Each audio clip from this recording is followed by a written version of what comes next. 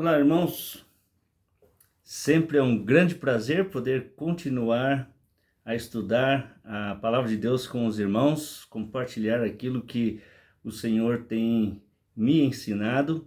E nós estamos estudando o livro de Atos. Depois de termos estudado o livro de Lucas, estamos na continuação, e no capítulo 2 de Atos nós temos um dos momentos mais significativos da história da redenção: o nascimento da igreja.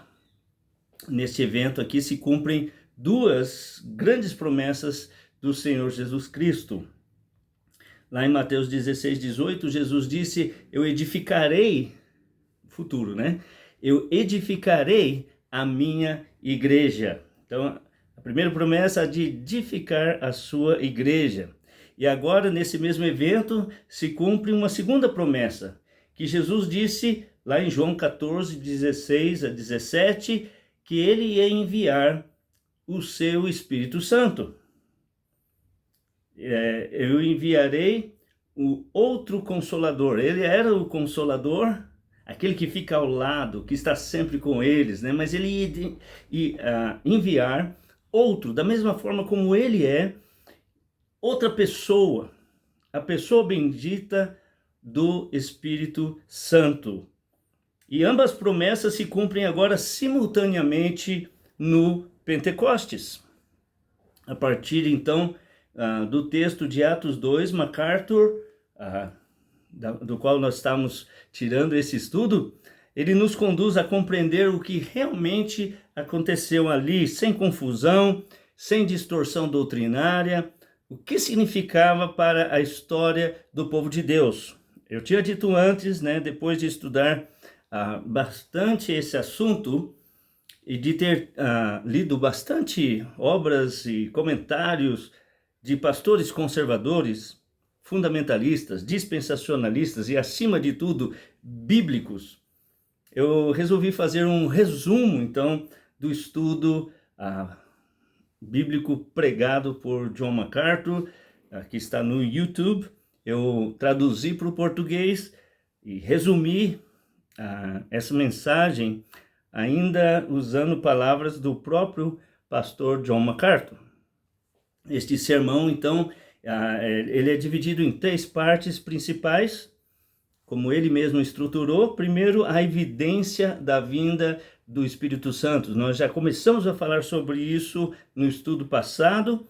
Aí o efeito da vinda do Espírito. E terceiro, a explicação da vinda do Espírito. Vejamos então o que faltou falar no primeiro ponto, né? A evidência, esse é o primeiro ponto, a evidência da vinda do Espírito. Vamos só relembrar um pouquinho. O texto de Atos, capítulo 2, ele é direto. Vamos fazer essa leitura. Atos, capítulo 2, na verdade é do versículo 1 até o versículo 21, mas vamos por parte, vamos ler os primeiros 4 versículos. Atos capítulo 2, versículos de 1 a 4.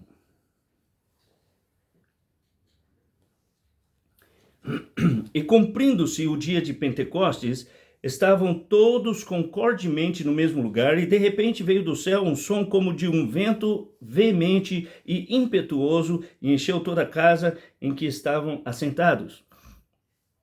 E foram vistas por eles línguas repartidas como que de fogo, as quais pousaram sobre cada um deles. E todos foram cheios do Espírito Santo e começaram a falar noutras línguas, conforme o Espírito Santo lhes concedia que falassem. Então, quando o dia de Pentecostes chegou, os 120 discípulos estavam reunidos em um mesmo lugar. De repente, veio do céu um som, agora frise bem isso, como de um vento impetuoso, né? Que encheu toda a casa, e línguas como que de fogo, então não houve fogo, né? Como que de fogo, se repartiram e pousaram sobre cada um deles. Todos foram cheios do Espírito Santo e começaram a falar em outras línguas, conforme o Espírito lhes concedia. Então, isso é o cumprimento da promessa de Jesus, que os discípulos seriam batizados com o Espírito Santo. O Espírito Santo passa a habitar dentro deles, colocando-os no corpo de Cristo, inaugurando então o nascimento da igreja. Esse evento é marcado por 3 evidências notáveis. O som audível, né? Semelhante a um vento veemente e impetuoso, não era vento real, mas um som como de um furacão, representando então o sopro de Deus, o Espírito Santo. Houve uma manifestação visível também, línguas como de fogo pousaram individualmente sobre cada crente. Isso não foi genérico ou simbólico, foi pessoal, específico, como aquela pomba que repousou sobre Cristo no dia que ele foi batizado por João Batista. E aí a fala em outras línguas, não línguas estáticas ou místicas, né? Não é que eles ficaram em êxtase e começaram a fazer balbucio, como se só fazendo sons com a boca sem sentido algum, mas eram idiomas humanos reais. John MacArthur, ele frisa bem, eles começaram a falar em outras línguas conforme o Espírito lhes concedia que falassem, em versículo 4.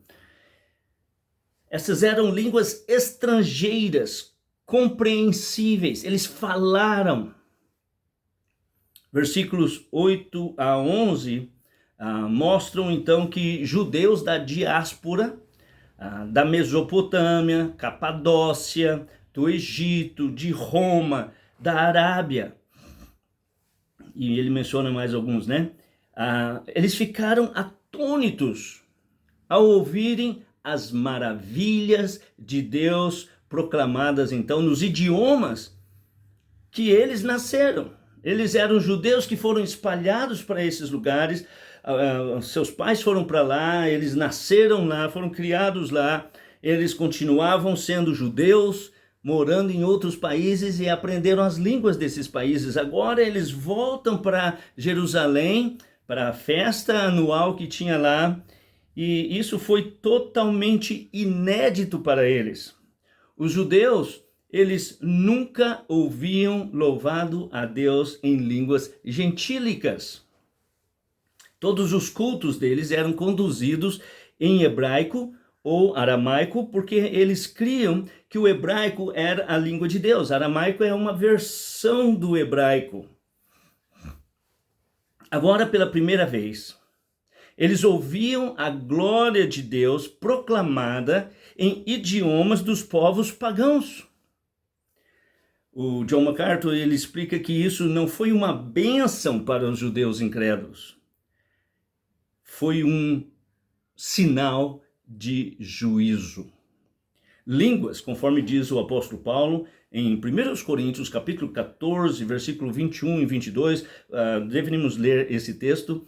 Você deve anotar na sua Bíblia, para você usar para nossos irmãos que às vezes não entendem e querem dizer que esse é um fenômeno que tem que ser repetido. O apóstolo Paulo também estava corrigindo, já na sua época, os excessos que houve com esse dom. E lá em 1 Coríntios, capítulo 14, vamos lá todos juntos, 1 Coríntios, capítulo 14, versículos 21 e 22. O apóstolo Paulo diz: está escrito na lei, por gente de outras línguas e por outros lábios, falarei a esse povo, e ainda assim não ouvirão, diz o Senhor. E agora ele explica, versículo 22, de sorte que as línguas são um sinal, não para os fiéis, os crentes, mas para os infiéis, para os incrédulos. A profecia não é sinal para os infiéis, mas para os fiéis. E ele vai continuar explicando. 1 Coríntios é um texto importante para ser estudado nesse contexto. Mas em 1 Coríntios 14, 21 e 22, então, são um sinal não para os crentes, mas para os incrédulos. Quais incrédulos? os judeus incrédulos. Ele cita Isaías capítulo 28, versículo 11. Por lábios estranhos e por línguas de estrangeiros falarei a este povo, e nem assim me ouvirão, diz o Senhor. Ele está citando as Escrituras, ele está citando Isaías capítulo 28, versículo 11. Esse foi um padrão estabelecido na história bíblica. Quando Israel rejeitou a revelação de Deus, ele começou a falar com eles por meio de línguas que eles não compreendiam, como ocorreu com a invasão assíria e babilônica. Deus castigou o seu povo, Deus julgou o seu povo, e esses ímpios de outras nações invadiram Israel. Primeiro uma parte foi levada, o reino do norte, que era chamado Israel, foi levado então para a Síria. E depois, alguns anos mais tarde, o reino do sul, que era chamado Judá, foi levado então para a Babilônia. Como Jeremias disse, eles ficariam lá 70 anos até serem então livres na época de Esdras, Neemias, quando eles retornam para a terra, e aí Daniel vai contar o que vai acontecer a partir dali, outros reinos que vão então reinar sobre Israel. Então, a presença de línguas estrangeiras entre o povo era o anúncio de que o juízo estava próximo. Assim, no Pentecostes, o fato de os discípulos proclamarem a verdade de Deus em línguas gentílicas, isso foi o anúncio. O juízo está vindo. Israel está sendo temporariamente posto de lado. Deus está iniciando algo novo, o que Paulo vai chamar mais tarde o mistério da igreja. Esta é a primeira evidência clara da vinda do Espírito. Ele desceu soberanamente, sem que ninguém pedisse ou orasse por isso. Como aquele som veio do alto, né? Depois línguas vieram sobre a cabeça deles. E aí eles falaram, movidos pelo Espírito Santo. Foi um ato soberano do céu, exatamente como prometido.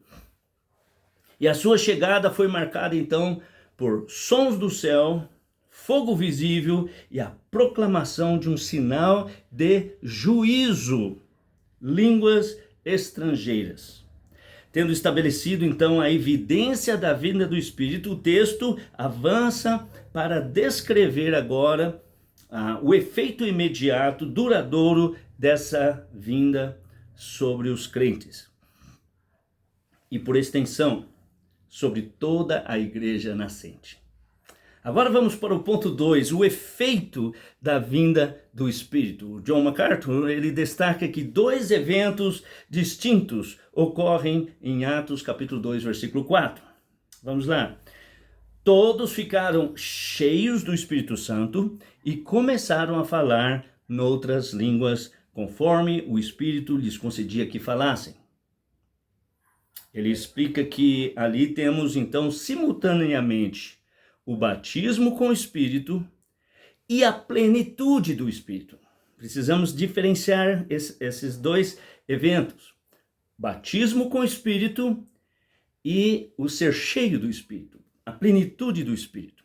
O batismo com o Espírito é um evento único que ocorre no momento da conversão. Em 1 Coríntios 12, 13.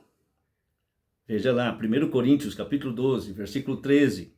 Vamos ler 1 Coríntios, capítulo 12, nós já estávamos no capítulo 14, né? Agora, vamos ler ali capítulo 12, versículos 13. Paulo diz: pois todos nós fomos batizados em um Espírito, formando um corpo, quer judeus, quer gregos, quer servos, quer livres, e todos temos bebido de um Espírito. Esse batismo, então, coloca o crente no corpo de Cristo, tornando parte da igreja. Isso aconteceu ali pela primeira vez no Pentecostes. Desde então, acontece com todo crente no momento da salvação, embora de forma não experiencial. Isso é, sem manifestações extraordinárias. E a plenitude do Espírito, o ser cheio do Espírito? Por outro lado, isso sim é uma experiência contínua. Paulo ordena lá em Efésios capítulo 5, versículo 18, escrevendo para a igreja, ele diz: enchei-vos do Espírito. No original grego, a ideia é enchei-vos continuamente. Continuamente sejam cheios. Isso não é como encher um copo com água, porque o Espírito Santo não é um líquido, ele é uma pessoa que vem para controlar o crente que se submete a ele. É como, já usamos essa expressão antes, né? O vento enchendo as velas de um navio a velas, né? Que tem aquelas lençóis grandes, né? E aí o vento enche, se aquilo fica murcho, parado, não acontece nada, mas se o vento enche as velas, né? Há movimento, há direção, há controle. É ser dominado pelo Espírito. E isso é paralelo ao que Paulo diz também lá em Colossenses, capítulo 3, versículo 16. Gostaria que você abrisse sua Bíblia, fosse ali para Colossenses, capítulo 3, versículo 16. Você pode anotar isso, sublinhar esse versículo, depois comparar o que Paulo está falando aos Efésios. Ele também está repetindo aqui aos Colossenses com outras palavras, então ele coloca algumas ênfases a mais.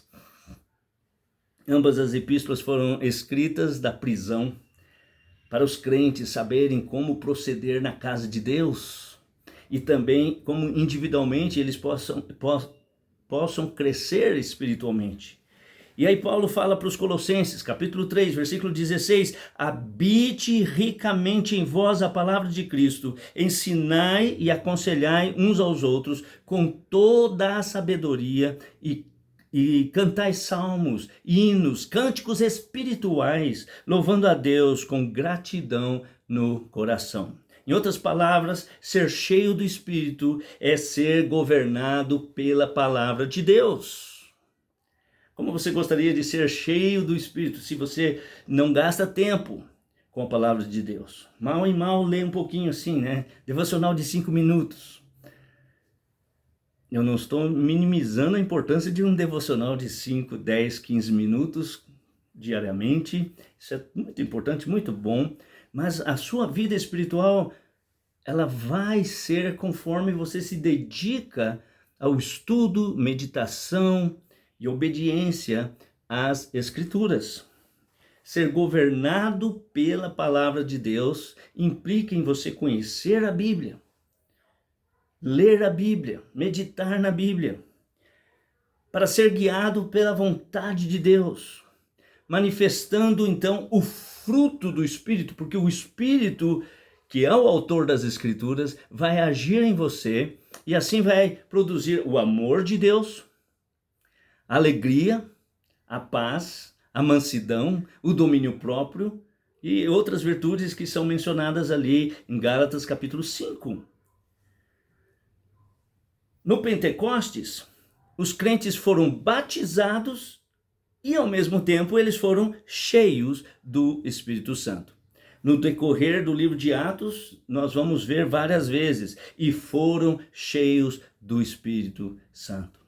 Foram cheios do Espírito, foram cheios do Espírito. Ele vai mencionar isso várias vezes. Isso mostra que a plenitude, o ser cheio do Espírito Santo, é algo renovável. É repetido, é uma experiência contínua de rendição e capacitação. Manifestação, então, das línguas, agora tem a ver com o batismo no Espírito Santo. Línguas reais, como sinal sobrenatural. O efeito imediato e sobrenatural, então, da plenitude do Espírito foi que eles falaram em outras línguas. porque eles foram batizados no Espírito e foram cheios do Espírito.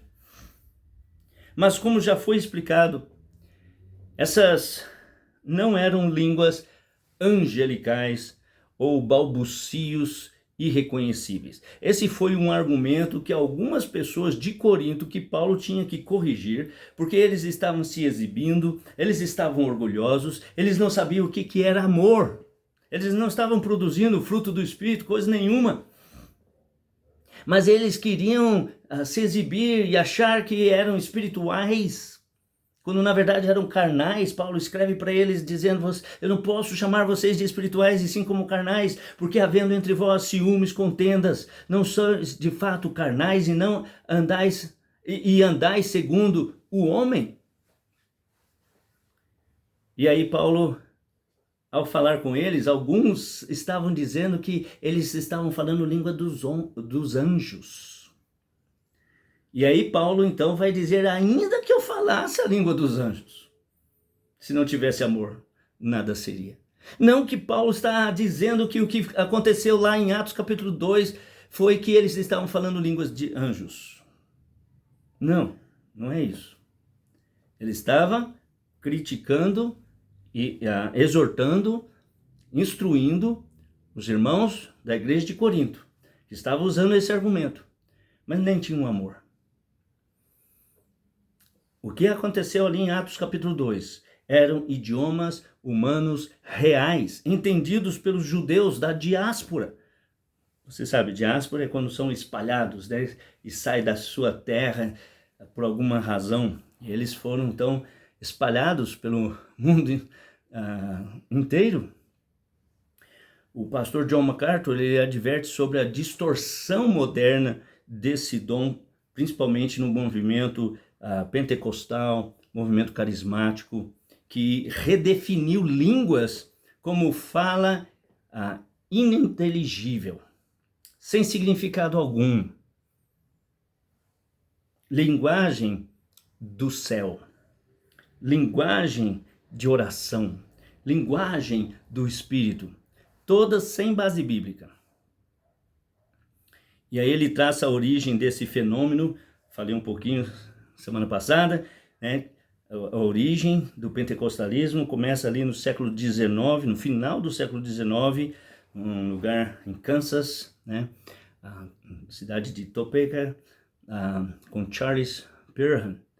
Ele acreditava que o batismo do Espírito precisava ser acompanhado por falar em línguas. Inicialmente pensavam ser línguas humanas, chegaram então a afirmar que uma jovem lá falava chinês, mas logo perceberam que não eram línguas reais. E mesmo enviando os missionários para esses tribos e lugares assim, não houve, na verdade, quem estava entendendo aqueles idiomas, e ninguém entendia eles também, né?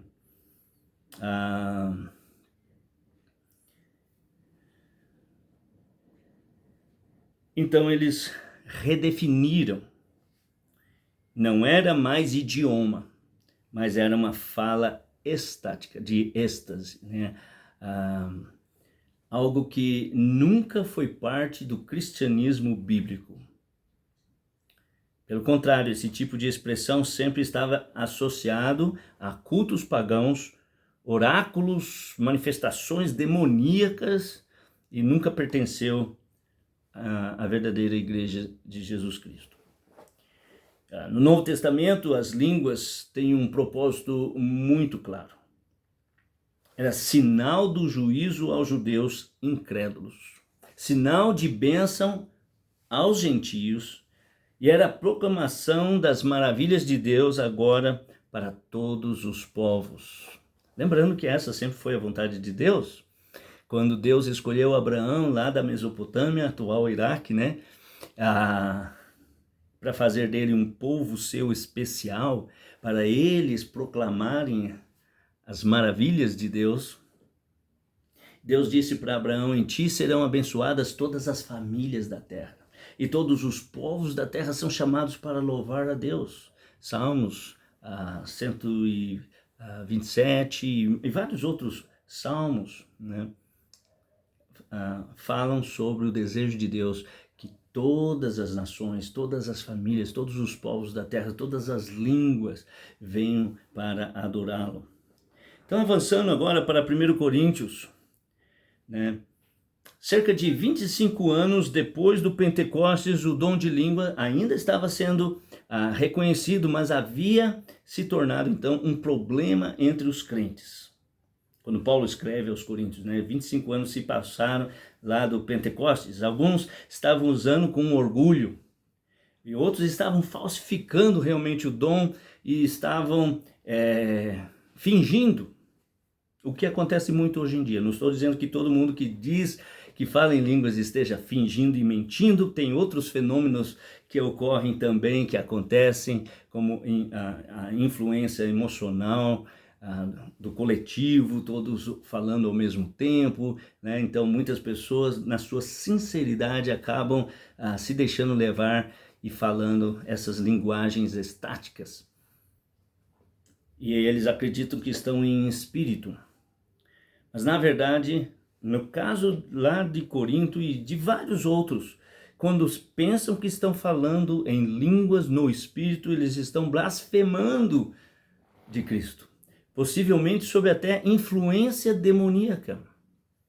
Também não quero dizer que todos estão sobre esse efeito demoníaco, mas você lembra que o próprio apóstolo Pedro, que não estava cogitando das coisas de Deus e sim das dos homens, falou coisas da sua cabeça, tentando impedir que Jesus morresse na cruz. Pedro, tomando Jesus à parte, o repreendia. E Jesus falou: arreda Satanás, porque não cogita das coisas de Deus e sim das dos homens. E isso acontece com muitos crentes que, ou na sua sinceridade, mas em ignorância, ou mentindo mesmo na sua carnalidade, acabam sendo levados pela influência, não estou dizendo possessão, mas estou dizendo a influência demoníaca. Então Paulo dedica os capítulos 12, 13 e 14 de 1 aos Coríntios para regular o uso dos dons, que ainda estavam sendo usados no começo da história da igreja. Em 1 Coríntios capítulo 14, versículo 23, ele adverte. 1 Coríntios 14, 23. Se, pois, toda a igreja se reunir no mesmo lugar e todos falarem em línguas e entrarem pessoas indoutas ou incrédulas, não dirão que estáis loucos? Falar em línguas sem interpretação causa confusão, escândalo, especialmente entre os incrédulos. O pastor John MacArthur acrescenta então com ironia: se você tiver que escolher entre balbuciar, falar palavras que não entendem, e fofocar, então fique com o balbucio. Porque fofoca, vamos dizer a verdade, né? Falar mal dos outros, né? Realmente é uma coisa muito ruim, mas a verdade é que ambas são inúteis e são perigosas. A plenitude do Espírito produz fruto, produz santidade, produz obediência. O dom de línguas, por sua vez, teve o propósito claro e limitado: anunciar o juízo a Israel e a abertura do evangelho aos gentios. A tentativa moderna de reproduzir esse som com sons ininteligíveis em cultos desordenados não tem respaldo bíblico nem histórico. É muito interessante ali em 1 Coríntios, quando o apóstolo Paulo, então, ele dá uma série de regras sobre como adorar a Deus no culto público. 1 Coríntios, capítulo 14, estou aqui no capítulo 12, capítulo 14. Veja bem.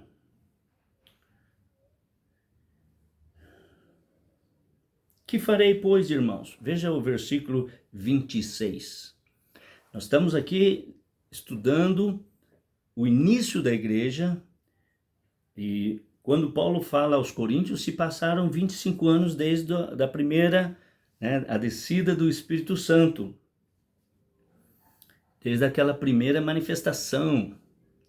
E 25 anos depois, a igreja ainda está em formação, os livros do Novo Testamento estão sendo escritos. E ainda não se tinha ainda uma unanimidade, havia outros livros sendo escritos na época que não foram, então, colocados como palavra de Deus. Mas os escritos do apóstolo Paulo já eram recebidos como palavra de Deus. O próprio Pedro diz sobre Paulo, nosso amado irmão Paulo, ele fala coisas difíceis de entender, mas que alguns ignorantes, incautos, deturpam para sua própria perdição, como deturpam também as demais escrituras. Nota que ele diz que Paulo, os escritos dele são as escrituras. E o apóstolo Paulo então fala aqui em 1 Coríntios 14, 26. Que farei, pois, irmãos, quando vos ajuntais? Cada um tem um salmo, tem doutrina, tem revelação, tem língua, tem interpretação, porque o dom de línguas nunca era falado sem alguém também ter o dom de interpretar. Um tinha o dom de falar, o outro tinha o dom de interpretar aquelas línguas. Paulo diz, faça-se tudo para a edificação. Esse era o principal, a principal razão para edificar.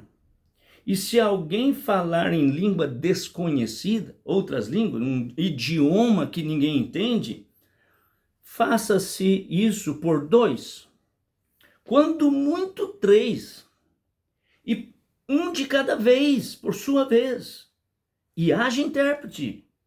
Mas se eu não houver intérprete, esteja calado na igreja e fale consigo mesmo e com Deus. E falem 2 ou 3 profetas e outros julguem.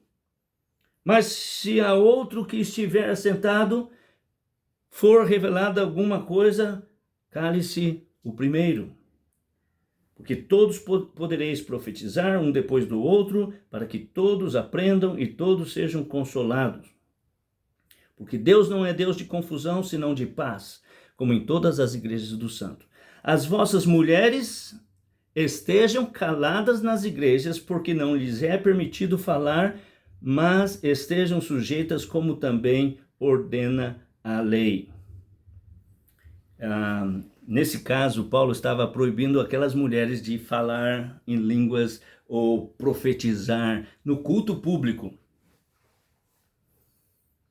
Mas hoje o que nós vemos? A maioria das igrejas ditas pentecostais ou carismáticas, há muita gente falando ao mesmo tempo, causando então aquela atmosfera muito emocional carregada.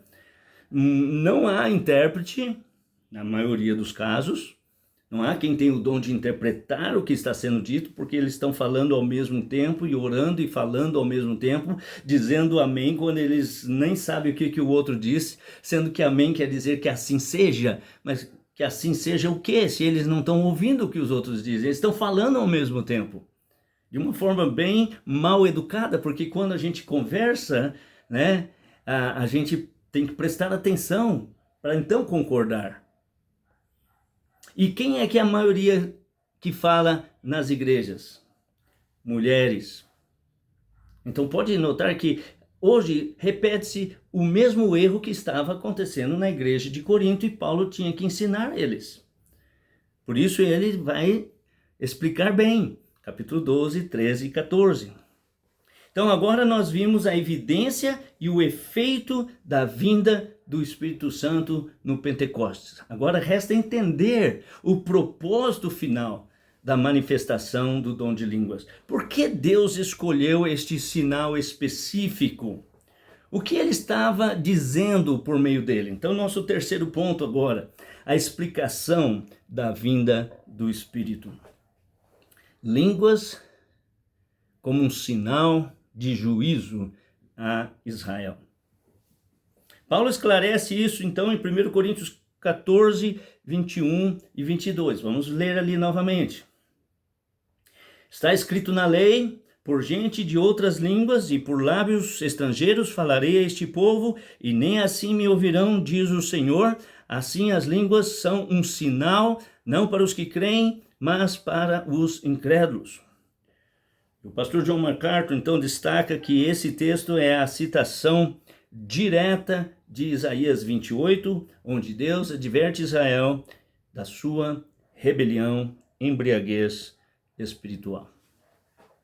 O povo zombava da mensagem de Isaías, dizendo: é ordem sobre ordem, regra sobre regra, um pouco aqui, um pouco ali. É como se eles estivessem dizendo: você fala como se a gente fosse criança, como se fôssemos bebês. E aí Isaías vai responder: pois bem, por lábios gaguejantes e por línguas estrangeiras falará o Senhor a este povo. Essa profecia se cumpriu quando Deus enviou os assírios e depois os babilônicos, que falavam línguas incompreensíveis para Israel. Isso foi um juízo, um sinal judicial da parte de Deus. Eles rejeitaram os profetas e Deus agora lhes fala numa língua que eles não compreendiam, porque não mais lhes falaria com misericórdia, mas com julgamento. Esse padrão foi antecipado, foi predito por Moisés. Lá no livro de Deuteronômio 28, 49, está escrito: o Senhor levantará contra ti uma nação de longe, da extremidade da terra, que voará como águia, nação cuja língua não entenderás. Aí Jeremias, o profeta Jeremias, capítulo 5, versículo 5, ele confirma: eis que trago sobre vós uma nação de longe, cujo idioma não sabes, nem entendes o que ela fala. Portanto, desde Moisés até os profetas Isaías, Jeremias, a vinda de uma língua estrangeira era um presságio de destruição. E de fato, Jerusalém foi destruída no ano 586 a.C. Pelos babilônicos. No Pentecostes, agora, o sinal se repete. Agora, no Pentecostes, a história se repete. Os judeus incrédulos, eles ouvem as maravilhas de Deus em línguas gentílicas. Esse era o mesmo sinal profetizado. Deus está anunciando juízo novamente. E que juízo é esse? Israel como nação está sendo posta de lado e Deus está formando um novo povo, a igreja, que Paulo chama de um mistério. Por quê? Porque não era conhecido no Antigo Testamento. A igreja é composta de judeus e gentios. Isso é confirmado lá em Romanos capítulo 11. Romanos capítulo 11. A queda deles é a riqueza do mundo, o apóstolo Paulo fala. Se alguns ramos foram cortados, e tu, sendo zambujeiro, fostes enxertado. Paulo está falando, gentios convertidos são enxertados agora no que era antes o povo de Deus, né? Então, os judeus foram cortados, gentios foram enxertados. A igreja não é mais uma nação étnica, mas um povo santo de todas as tribos, línguas e nações. Em Cristo não há mais judeu ou grego, não há mais servo ou livre, no caso ali seriam os escravos, né? Porque no mundo inteiro houve escravidão, mas entre escravos havia convertidos, entre os livres haviam convertidos, mas diante de Deus eles eram iguais. Não é homem e mulher, apesar de terem papéis diferentes, diante de Deus eles são iguais, todos são um só corpo. O dom de línguas, portanto, tem um propósito profético ilimitado. Ele aparece no Pentecostes e continua ativo até cerca de 25 anos depois, sendo tratado então por Paulo em 1 Coríntios. Mas, atenção, após 1 Coríntios, desaparece completamente do Novo Testamento. Paulo, em 1 Coríntios 13, versículo 8, ele chega a dizer: as línguas cessarão, elas cairão, elas deixarão de ser necessárias e elas acabam cessando.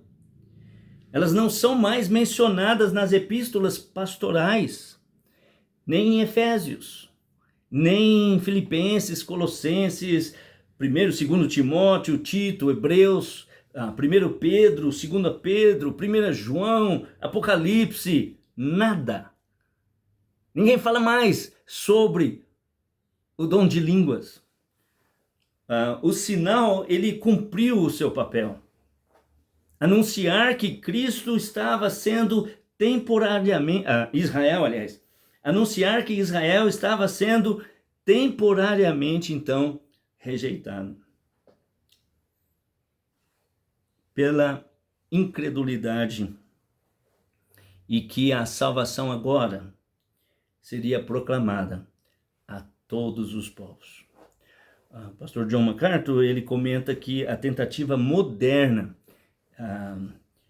de reproduzir isso com balbucios, palavras sem sentido, de forma estática, êxtase, né? É uma falsificação perigosa, sem valor espiritual.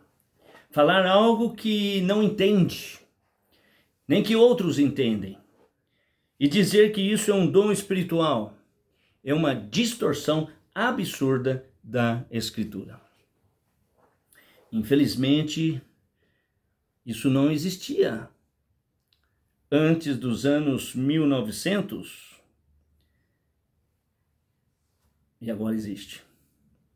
E é um fenômeno, e espalhado por todas as denominações e no mundo inteiro. Precisamos, na verdade, libertar esse texto sagrado desse peso estranho que foi lançado sobre o texto. Tem um lado positivo que é o sinal de bênção para as nações. Mas nós não podemos perder de vista que o mesmo sinal que anunciava então juízo a Israel, também anunciava bênção às nações. O que ele estava dizendo é o seguinte: John MacArthur afirma que Israel está sendo posto de lado e Deus fará seu povo de todas as tribos, línguas e nações. As línguas faladas no Pentecoste foram o anúncio de que as maravilhas de Deus não estavam mais restritas ao hebraico ou ao templo ou apenas dentro das sinagogas, mas seriam agora proclamadas em todos os idiomas da terra, e a igreja nasceria disso. Chegamos então a esse final, né? A grande realidade da igreja. Esse é o ponto culminante do plano redentor de Deus. Até agora, a igreja. Devemos orar com gratidão nos nossos corações. Agradecer a Deus que fazemos parte da sua igreja. De Deus ter nos batizado com o Espírito Santo, nos unindo ao seu corpo, corpo de Cristo, e habitando em nós. Devemos ser gratos a Deus, né, que vivemos também com a possibilidade de ser cheios do seu Espírito, que Ele pode controlar todas as áreas da nossa vida, quando nos rendemos à sua palavra, servindo, evangelizando, edificando.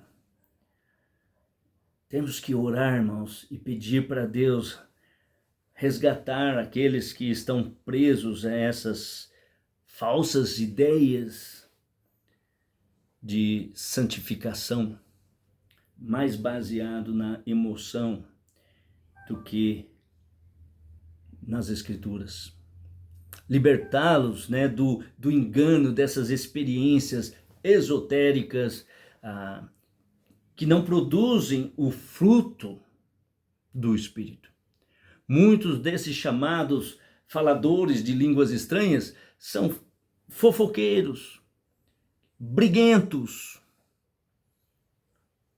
E aqueles que não creem dessa forma, mas que se submetem, estudam as Escrituras, não passaram por essas experiências, mas se submetem à palavra de Deus e estão produzindo o fruto do Espírito: amor, alegria, paz, longanimidade, benignidade, mansidão, fé, domínio próprio.